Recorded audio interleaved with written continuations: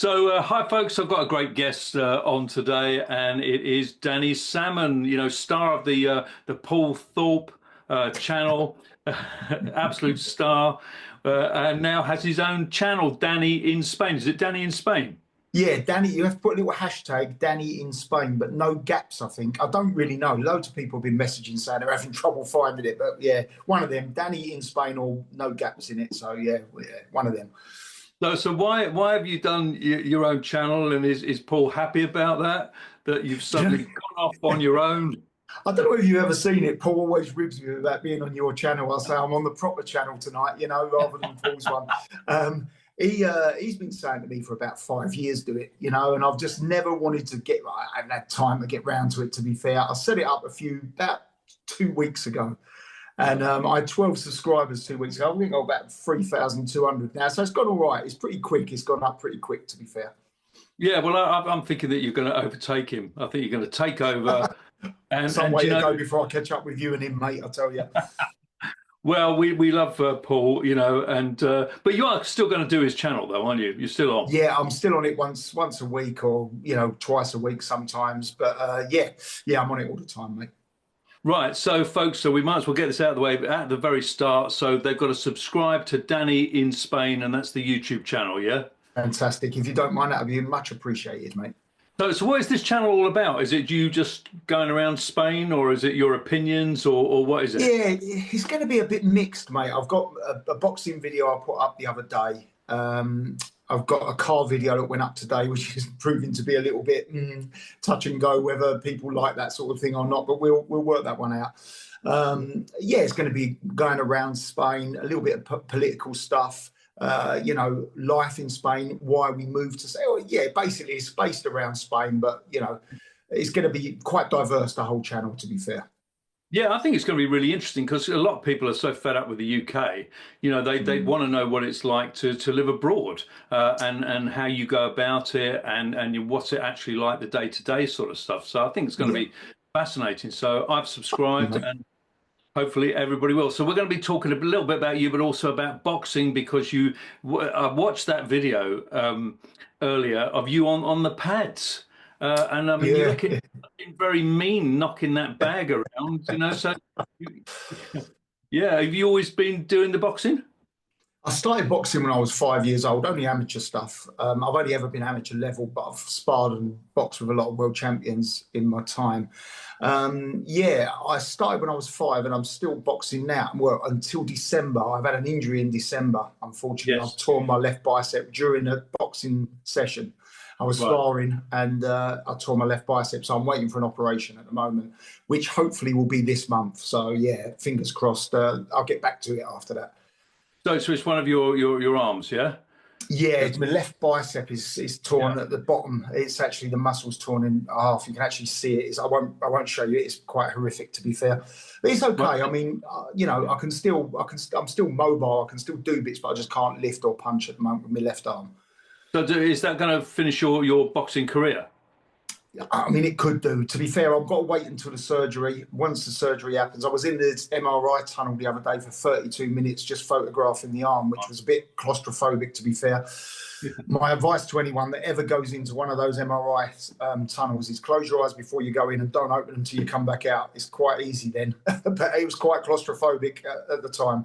But I just got to wait and see, really, Liam, whether it's, there isn't a career now. I mean, I'm 50 odd. Do you know what I mean? I've got to understand that this is a young man's sport, and I'm not young anymore. So you could be in the unlicensed stuff. You could go in. I film all the time. These people in their 50s. In fact, we just did plug in something now. We just did a thing for Amazon Prime called Fighting in Their 50s, about two fighters. One's a guy called Paul Stockton, and he was up against, who was it? Darren Coville, and they'd had 3 major fights, but they were now late 50s, so you could still come back. Yeah, I think, to be fair, mate, I don't mind doing a bit of sparring with the young lads and stuff. And I spar with a lot of police out here. I've got quite good friends with all the local police here, so we have a bit of a tear up there. And it's quite not very often that you can punch an old Bill in the face and get away with it. So no, they're all good. They're all good guys, to be fair. Fantastic. So now we're going to talk about a bit about your boxing career and also all the champions. So you said there that you sparred some world champs. Was it people like Colin McMillan that you were in the ring with? Years and years ago, I sparred Colin McMillan in Barking. You couldn't hit him. He was just impossible to punch. He was gone before the punch landed. You know, tremendous boxer. He won the British title and he also won the WBO featherweight. I think featherweight or super featherweight. He'll shoot me for not knowing that, but yeah, and he was a fantastic boxer, mate. Fantastic. Yeah, absolutely great. So what weight were you fighting as? At that time, I would have been quite young because we sparred. I mean, I would have been probably about 14, 15. He would have been a little bit older than me. He's probably about 7 or 8 years older than me. So he would have been in his early 20s, I suppose. It might have been a little bit before that, actually, Liam, to be fair. It might have been, I was about 12, possibly. Yeah, he was a great fighter, wasn't he? He was a world champ as well, wasn't he, Colin? I met him. WBO. Yeah, I met him at York Hall on a Michael Watson. There was like a Michael Watson. They were raising funds for Michael Watson. Okay. And he was there with John Conte and some other fighters. So he's very, very good. But you also have had this huge friendship with Frank Bruno. Yeah, I mean, not relationship. Yeah. Let's just get that one dead right, you know. Friendship. Exclusive here, folks. It's all. He's I've known Frank since I was about 14. Right. He come and opened a charity jar of money in my dad's pub. My parents are publicans. He come and opened it, and I was boxing, of course, at the time. So I had a gym upstairs above the pub. So he come up there and signed the stuff, and we had a little mess around on the pads and stuff, all that sort of stuff. And he said, I'm going up the Canning Town boxing gym tomorrow if you want to come up with me. So I went up there with him, had a little session up there, boxing and stuff. Afterwards, he said, I'm going to go and get something to eat. So went and got something to eat. And then we went and opened a shop. Well, I didn't open a shop. I was with him. He went and opened up a shop. It was like an appearance. And it just carried on like that. And I've, become very, very, one of my closest friends, to be fair, and one of my longest friends. I've known him almost 40 years. Been on holiday regularly with him. Used to go to his house 3 times a week. We used to go down to the gym a couple of times a week. Very, very close. Yeah, very lovely fella. Well, what's he actually like as a guy? Because obviously we see him be sort of humorous and funny and good old Frank and this, that, and the other. Obviously, he's had his sort of mental issues and things. Were you around when he was going through all of that? Yeah, I was with him the day before he first got sectioned. He was not well at the time. I knew they were coming, and he was phoning me while the ambulance was there. He tried to do a bunk, and he wanted me to pick him up down. But I was working at the time. I wasn't self-employed at that time, and I couldn't just pick my phone up because I was in the middle of the office, and I couldn't just do that. But there's a lot of it all in Frank's books. You've got the last one he done was 60 Years a Fighter. And the one before that was Let Me Be Frank, and our relationship is mentioned quite a bit in those books. Is he all right now? Because I think he just recently have another health scare of some kind. I don't know what it was.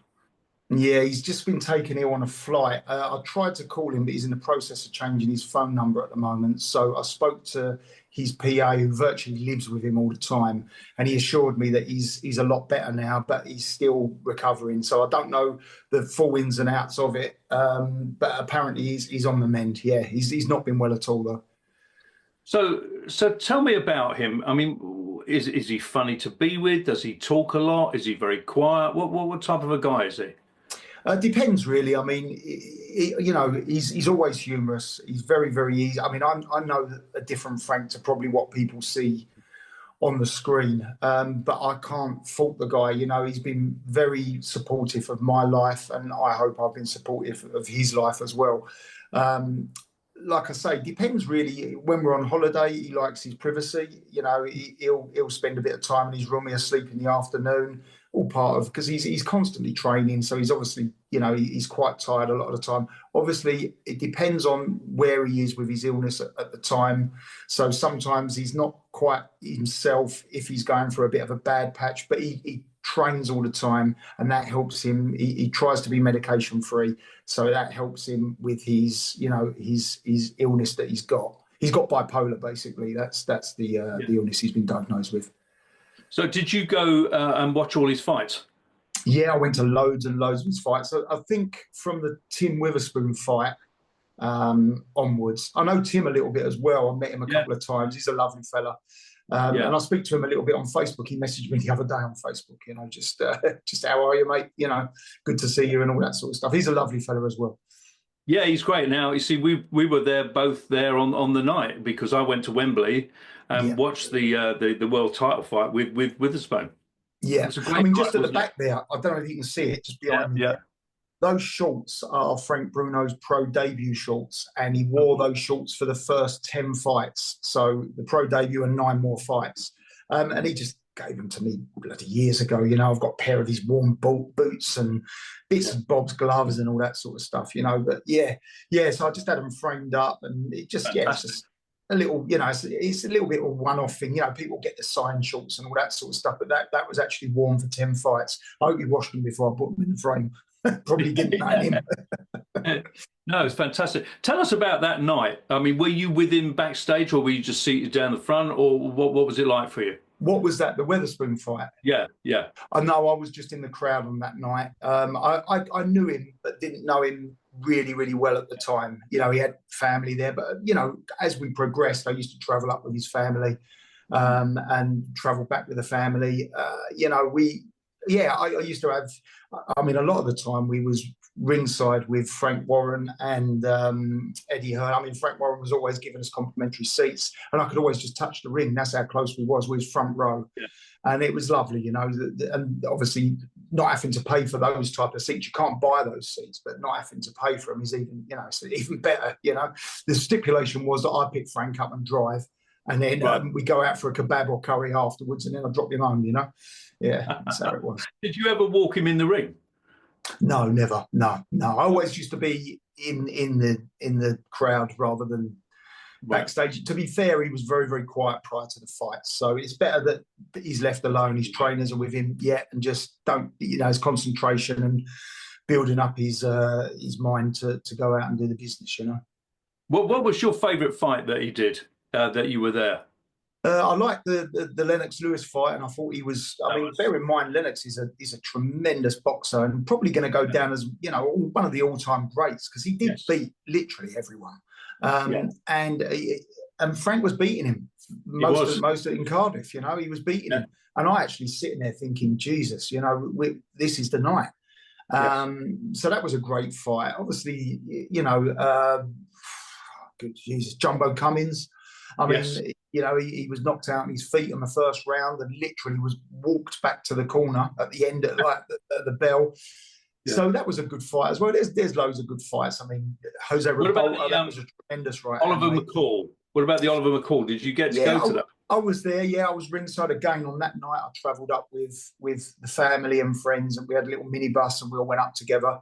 And I didn't travel back with them that night because obviously they went off and celebrated, which I was, you know, just Laura and Frank and stuff. But that was one of the best nights. I mean, that out of his career, obviously that was his defining moment, you know. Yeah. What was it like watching that last round? Was he going to get through the round? Yeah, well, I remember Nigel Benn was up there and, you know, jumping around like a kangaroo. I remember him. He was really like on the edge that night. It was a little bit touch and go. He was running out of steam at the end, but he had done so much in the early stages. I mean, I remember that first round when he threw a straight right. I mean, I would have killed most people, you know. Yeah. He done the business that night. Yeah, I was very proud that night. Yeah, I think Frank was and still is a bit underrated. I think maybe sort of Lennox Lewis has sort of taken the shine, really. Yeah, I understand that. I mean, I know I've done a lot of sparring with Frank, and he is one strong individual. I'll tell you, that's probably to do with my left arm. It's probably something to do with him. You know what? I'll tell you a quick story. We was in the Caribbean once, me and him, on a cruise. And we'd just gone away for a couple of weeks. And I don't know why. He was walking along one of the decks, and I run by and I give him a dead arm. And then I actually thought, after I delivered that punch, I thought that. And then he just went, oh, that really hurt. He went, okay, no problem.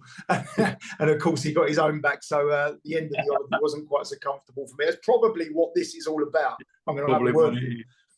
I think you're going to come back. Now, one of the reasons we wanted to have a chat tonight was about the big fight that's coming up, which is the Benn Eubank fight. What are your thoughts? Have you got a favourite to win?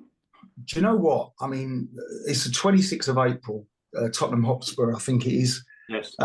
Ben's, I think he's 28 now, and Eubank's 35. That could play a part in this because Eubank is the tail end of his career. Like, 35 is fairly old in that business. Ben's probably in his prime, but then you've got the flip side of it that obviously Chris is going to be quite a bit heavier, naturally bigger, and generally a good big un will beat a good little un. So there's that. I mean, everyone goes on about Conor knocks everyone out. I think he's had 24 fights, 23 fights and 14 knockouts. Right. And Chris has had 37 fights, 34 wins, 3 losses against decent opposition. Yes. But if you look at the reality of it, out of his 34 fights, Chris has knocked out 25 of them. So, there's a big comparison with punching power and knockout ratio, I would think. Mm-hmm. So is Conor going to be the bigger puncher in the night? Who knows? I mean, look, if I had to bet, I'd probably have to bet on Chris Eubank. But my heart tells me that Conor wants this more and he will go in and literally... It could be dangerous how their mindsets can be. You've seen it with his dad, Nigel, when he fought Gerald McClellan. Oh, God, what a fight. Yeah, I mean, probably the most savage fight I've ever seen. And while we're on that subject, years ago, I bought Gerald McClellan's WBO world title belt and his WBC world title belt, which I've got here. I'll show you them quickly. Just happen to have it. Hey? Yeah. Just happen to have that. Yeah. So that's I'll try and get it so you can see it. Gerald McClellan, there you are. So it's going to be back to front because obviously I'm on the reverse camera. Yeah. And this is the one that he won from knocking out John McGarvey. And that was 1991, 20th of November 1991. So that was his world title belt. Right. He was ferocious. He's broke the wings of that. That was done before I got him off of him. I bought him off of Lisa McClellan, so his sister. Was that like a fundraising evening? Yeah, it was. I actually bought it third hand. Actually, I didn't buy it direct from Lisa, but I've spoken to Lisa about it. I've got all the authenticity from her as well, so I know that everything's as it should be.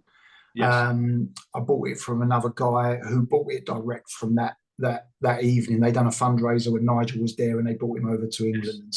And that is his WBC, which obviously he won off of the Hawk. What was his name? Julian Jackson. Right, okay. Julian Jackson. So that was, both of those were middleweight. He won those belts. This is in fairly, I mean, I could get this restored, but it's not keeping it original. No. And this one is signed on the back by he's passed away now, Jose Solomon. Yes, that's his signature. Oh, pick it up there. Yeah, he signed the back of the belt, I think, for Gerald at the time. But that was, going back to it, was the most savage fight I've ever seen. Unbelievable. How Ben got up after being battered down. First round. Yeah, first round out, and then there was the controversy of the time that he took to get back into back in the ring, in the ring and all that. But I love Nigel Benn. A huge fan of Nigel Benn. So my natural inclination is to want his son Conor to win the fight. I agree. I want Conor to win. I'll put it out there 100%. He's more local, and he's originally Ilford way. He's that. He's that way. He's also. I've met Conor a few times at the gyms and some charity things. I mean, Nigel knows I've got those belts, and I can't really repeat what he said to me directly because it wouldn't be fair. But he knows I've got those belts, and I was always, back in the day when the dads had the fights, I was always in the Ben corner. Yeah, me too. Although I've learned to love Chris Eubank too. The senior, such an eccentric, such a charismatic kind of fighter. But Nigel, because that ferocious fighting style, and everything. So I'm on the Benn side, but I'm just wondering whether Eubank's got the more experience and the weight. Also, you've got the whole thing of putting on the pounds after the weigh-in. So I think they're fighting. They're fighting at 160, but with the rehydration clause, they can come into the ring at 170. I think. Don't quote me on that. Yeah, no, it's 10 pounds or something like that, isn't it? And I think you'll find Conor will be around the 161, and I do think that Chris will be bang on that 170. Right, so I'm going to put you on the spot. Who's it going to be? Who's going to win it? I'm going to go, look, right, my head says it's going to be Chris, but my heart is saying I think Conor could pull off a really big upset and land a tremendous right hand or something and knock him clean out. Look, Liam Smith knocked him out not too long ago. And I don't. Liam does seem to think that he punches harder than Conor. I don't think he does. He's more experienced, no doubt, and possibly punches a bit cleaner. But Conor's punching fast and he punches hard. He does take after his old man in that respect. So I'm hoping Conor wins. Yeah, I think if Conor, in just my opinion, I mean, I haven't boxed, but I have filmed boxing for 25 years now, and met loads of world champs and everything else like that. I think he has to win it in the first four or five rounds or so, and if not, I think Eubank may come at the end. Yeah, I think so. I mean, I did see one fight a while back now, to be fair. Obviously, we've had this big controversy in the middle of things, haven't we? But with what happened with Conor and the eggs and whatever, but we won't go into that. I mean, that's for them to, that he's been cleared. At the end of the day, whatever way you look at it, he's been cleared. So, but yeah, I mean, I remember a fight with Conor with a fairly mediocre opponent, and I shouldn't say mediocre because anyone that gets in the ring and has a tear up has got to have respect, but certainly not Chris Eubank's caliber. And he come out of it puffy. He looked like his face was blown up, and that sticks in the back of my mind because Chris is no mug, But it'll be interesting, Liam. It'll be interesting, and there's a couple. I think there's a rematch clause. So whatever way you look at it, we're going to get 2 or 3 of these fights probably anyway. Yeah. Right, and we're doing a lot of boxing tonight, which is great because I'm a huge boxing fan. I love boxing, big fan, and of course we lost one of the giants of the sport, George Foreman. What was your views about George Foreman?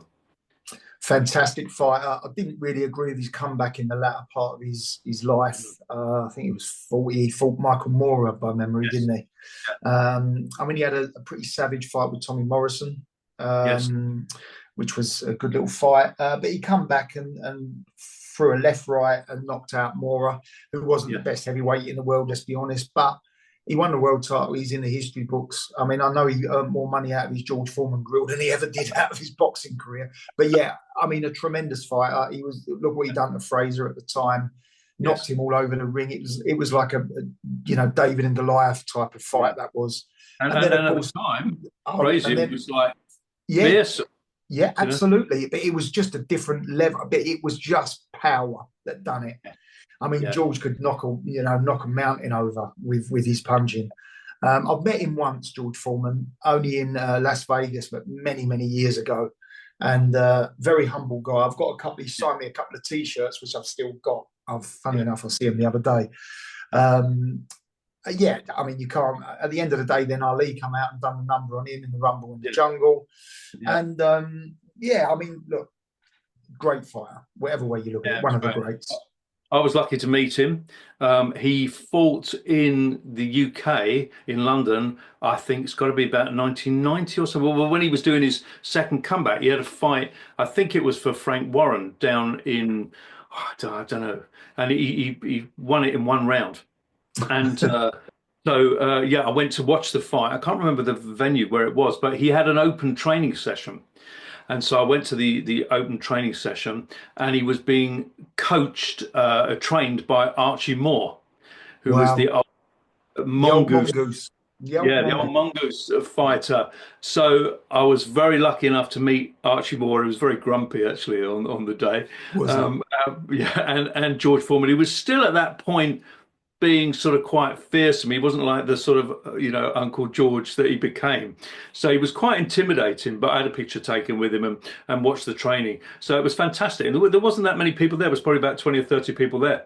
So I spent the Wow. afternoon watching him. So that was a fantastic experience. My son, I've got an older son. I've got a young son that's named after the devil, I think. But my older son, he's named after Archie Moore. His name's Archie, and Oh, really? he's named after Archie Moore. Yeah, yeah. Oh, fantastic! So that was great to meet him, and also I tell you, I have a person I mixed with a lot was Nigel Benn's trainer, not trainer, manager, Pete Freitas. I don't know if you I ever know met Peter him. very well. I know Peter Yeah, very, very well. Yeah, lovely fella. Yeah, he used to be a bit of a character in his day, didn't he? But I know Peter is. Yeah, I don't speak to him so much. I know he was quite ill, weren't he? yes. Not too long ago, but hopefully he's recovered from that. But yeah, I really, really like Peter. Really like Yeah, Peter. he's great. I mean, he works with the IBA that I film all their fight That's nights right. down at the Circus Tavern, and he does the cuts and all that. But I have done some podcasts with Peter Freitas that have had massive views, really massive Mm. views, because he doesn't do that many. No, he And doesn't. he had a bit of a past and all that, but he's fascinating when he talks about all the boxing and meeting Don King and having to negotiate with Don King, and also he talks about that Gerald McClellan fight, and he said how not well behaved and how not very pleasant McClellan was in the build up to that fight, and I think was having a right go at various members of Ben's family and stuff like that. So he Yeah. did particularly like Gerald McClellan, but there you go. Right, so moving on, I wanted to know what you're thinking about all of the Jake Paul stuff and all of that going on. Are you a fan of all of that? Not at all, mate. Do you know, it wiles me. I don't really watch any of his fights because it's just, look, right, he's a legitimate boxer, fair enough. I just think that he brings down the sport. And what, he beat Mike Tyson, who was biting his glove all night, I think, because he had to remind himself that he weren't going to throw a right hander and knock him spark out. As I understood it, Mike was on a rolling.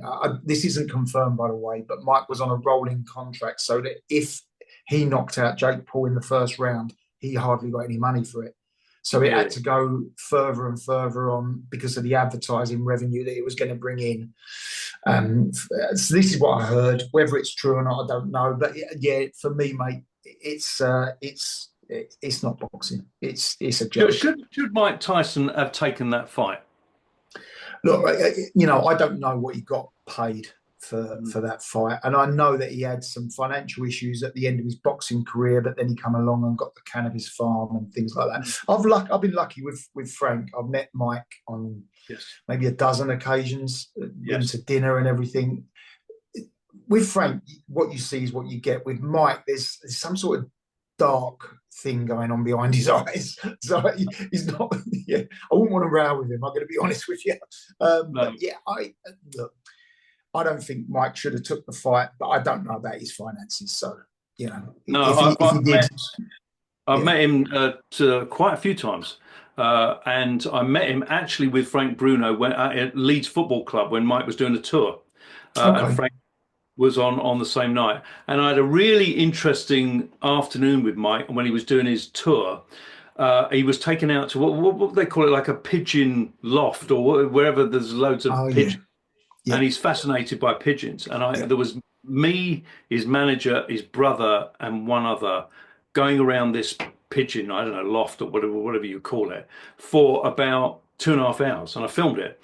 And it's on YouTube. And it's interesting because he's very suspicious of you to start with because you're filming and this, that, and the other. And then he got into it and then really started talking to me about pigeons and stuff like that. But I found that people around him were very up his backside. Do you know what I mean? Yes, man. Yeah, yes, man. Really, really did. And he can just change his mood just like that. So at certain points you think, oh, he's all right, and then you think, oh, I'm not too sure Just about a click. it. Yeah, just a click. I mean, look, he's going to go down as one of the best boxers in history. Youngest ever fighter. He was 20 years, 4 months, and 22 days old. There you go. That's how crazy I am about all this sport. It was November '86 when he fought Berbick, knocked him out. I think it was the second or third round. That's bad, isn't it? I didn't know that. Yeah. I mean, probably my favourite boxer of modern times, I would Yes. say. Yeah. Yeah, and actually, I was going to ask you. I want a top five from you of your favourite boxers. I've got my list. Okay. And before we do that, just going back on that sort of Jake Paul stuff, there's been talk about Anthony Joshua fighting Jake Paul, Yeah. and they say that they would accept it if it happened. Is that good for boxing? No, I mean, how can it be? Joshua's not in his prime. Look, I've been critical of Joshua in the past. I like the fella. I just know that his tank goes. He's a little bit chinny if he gets on the wrong tank. So look, I think he come along at a very, very lucky time. And I'm not going to blow smoke up of Frank Bruno's backside, but I think if Frank had been boxing in this era, he would have beaten. I'm going to get slagged off for this, but he would have beaten Joshua, and I think he would have beaten Fury. I'm going to be honest with you. I think he Yeah, was well, too relentless and strong for both of those fighters. yeah, I'm not a big fan of Anthony Joshua. I think he's like you say, it's not his fault. You can only fight the people that are there. But if he'd have been in an era with other people, I'm not sure how well he would have done. So yeah, but going to your top five fighters of all time, what's your top five I mean, favorite fighters? my They don't have to be the best, but the favorite. I would say Sonny Liston's one of my favourite fighters. I liked his aggressive style. I liked how he was very intimidating, very powerful guy. No one really ever knew his age, so who knows? He might have been fighting at 50, they reckon, but who knows? Met a bit of a weird death, could be related to the mob, whatever. But as I say, probably my favourite fighters, I would say Sonny Liston, Joe Louis, Rocky Marciano. These are all the older fighters. I like a heavyweight, of course, because Yes. that sort of. I've got to put Ali in there, but I would probably put him at 5 below Mike Tyson. So I would say Liston, Marciano, Lewis, Mike Tyson, and then it would have to be Ali. Yeah. That's interesting. So you've gone quite far back. I thought you were going to go back to like Jack Johnson and people. You got to go way, way back. Yeah, Johnson was great. I mean, I used to hear that he used to train by lifting full beer barrels. Now, my parents were Republicans, and I know how bloody heavy they are. So good luck to him if he could do that. Yeah, so be it. If they were the 22-gallon ones, Jesus. Yeah, I mean, I like Jack Johnson. Sullivan. How far do you want to go back? I've got the history books and stuff, and yeah. But well, I've got my list is I'm a fanatic of Muhammad Ali. You can see I've got a couple of signed yes, pictures there behind. And I met him actually at a book signing in Harrods. He was doing his autobiography, so I met him a couple of times. He was slightly not at his best then, which was a great shame. But I mean, I just love Muhammad Ali. Yeah. I'm a big fan of Sugar Ray Leonard. Yes. I met Sugar Ray and actually had a car journey with him and went round for a couple of days in Ireland with Big Joe Egan. I'm sure you know. Do you know Joe Egan? Joe, yeah. I don't know him particularly well. I've met him a few times, been at fish and chips with him. Yeah. And then I've got Nigel Benn. I just love the ferocious fighting style. Nigel Benn. Roberto Duran, I'm a huge fan of. I love Duran, who I've also met. And I like George Foreman. So there's a few there. Possibly Mike Tyson might creep into my top 5, but he doesn't get in above them. No. But I had a great pleasure. One of the joys of filming is that I made a lot of DVDs when DVDs were going out, and I did a DVD with Joe Egan, and Joe Egan was always on the bill. He used to do all these sort of evenings with certain boxers, and so we filmed virtually every evening that he did over a year. And so in that time, I was lucky enough to meet 30 world champion boxers, which was just amazing. So everybody from Joe Frazier to Jake LaMotta. Which was fantastic. I spent some time in Leeds with Jake LaMotta filming him, and he did a speech on the waterfront, the Marlon Brando thing for me, and all that stuff. I had a wonderful time. I mean, there was so many. Met Holyfield, and I've got a few down here. There's say Duran, Charlie Magri, and even some of the old fighters like George Chavallo. Yeah, I met. and who was fascinating, and Ernie Terrell, who fought Muhammad Ali Yeah, I way remember. back in What's My Name was the whole Ali thing, and Tommy Morrison I met, not, I didn't really have a chat with him or anything like that, but I was there with him on the evening, who was not that happy the time that I met him. I don't know what Yeah, I was mean, going. I know Trish a little bit, his ex-wife, only through Facebook, but she messaged me, she's a very polite lady. And I was a big fan of Tommy Morrison, to be fair. I think he could have gone a long way. Obviously, things didn't work out for him. Well, ultimately, he died at a very young age as well. But he was a tremendously strong fighter. Again, his fight with Mercer, what a knockout that was. I mean, I think that was one of the most savage knockouts I've seen. Probably the most savage knockout I've seen was Mike Tyson versus Pinkland Thomas.